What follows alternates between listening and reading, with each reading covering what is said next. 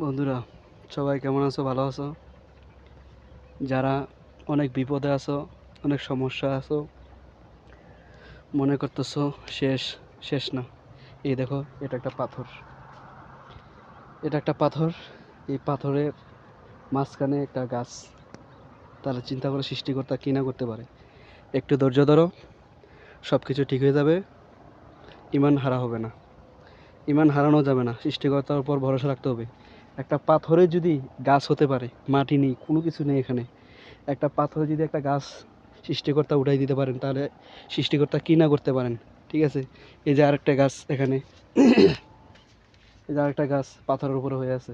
এই যে একটা গাছ পাথরের উপরে, এটা কিন্তু পুরাটা পাথর, বিশাল বড় একটা পাথর। আমি পাথরের উপরে আছি, বিশাল বড় একটা পাথর।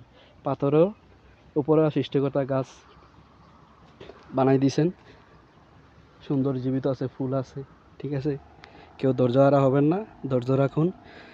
সৃষ্টিকর্তা বিপদ দিছে, বিপদ থেকে উদ্ধার করবে। বিপদগুলো আসলে আমাদের কর্মের জন্য ঘটে থাকে। ঠিক আছে, আমরা যে কর্ম করি সেই কর্মের যে ফল এটা। ঠিক আছে, হয়তো ভুলগুলো শুধরে নিতে হবে, এটাই দরকার।